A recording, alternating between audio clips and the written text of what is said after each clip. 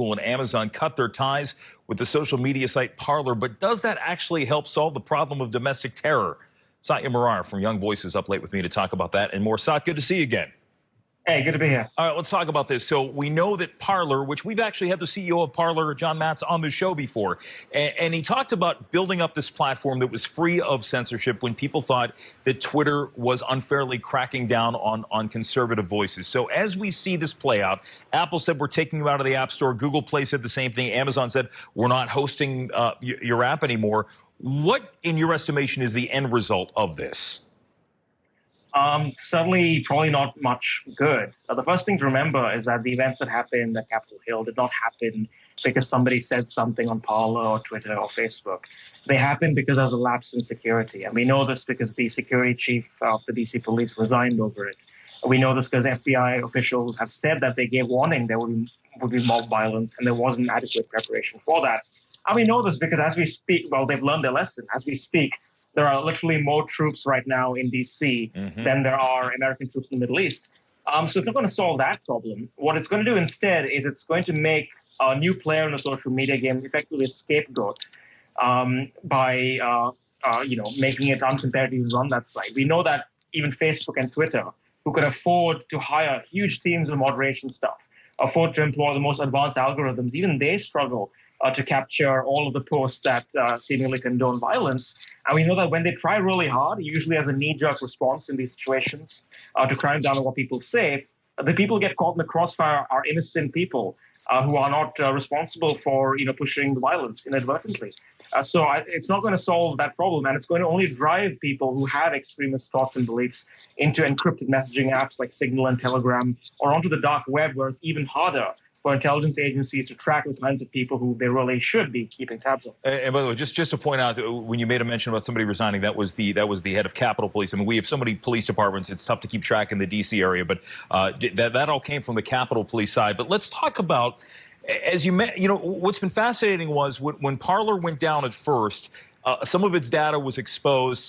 It was easy to access some of the videos that were taken, and there have been websites that have popped up that take some of the images and video from some of the violence we saw play out inside the Capitol and really give anybody who has access to this information an idea of the time and where it happened, and police are looking at that information. But you also make a good point about the fact that Facebook and Twitter, we see hate speech on there as well. We see people plotting out things there as well. It seems like the difference here is that Apple and Google told Parler, you need to come up with a plan on your own to moderate this. And Parler said, look, that's not what we're about.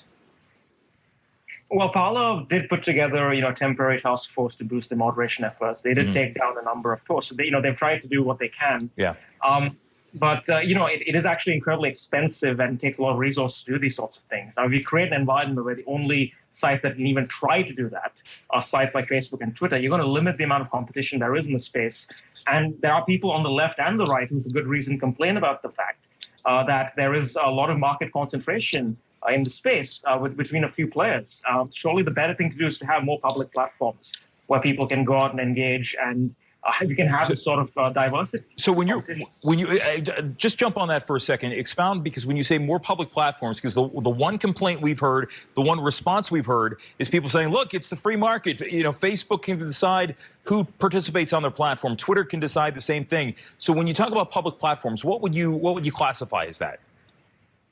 Well, to me, a public platform is a platform that's accessible to people, that's easy to find, that intelligence agencies can easily keep a track of, without having to de-encrypt messages or without having to, use sort of backdoor channels to go on the dark web and so on. It's out there. It's there for people to see. Like you mentioned, there's been a whole amount of material that was posted on Parler, which intelligence agencies are using to try and find and ascertain people. And this actually helps their work. During the time of ISIS, before they were defeated in the Middle East, we literally had airstrikes being called on ISIS because of information that was ascertained from the terrorist public postings. So you're actually making the job of a lot of these intelligence agencies a little bit harder by driving people underground where they're still going to organize. Yeah. All right. Well, this is going to be a debate that's going to continue no matter what. We have a new administration to deal with, and I'm sure we're going to see a bit of a different approach when it comes to social media and big tech. Satya Marar, good to see you again, my friend. Thanks for joining us tonight. Likewise. Thank you. Final Five back after this.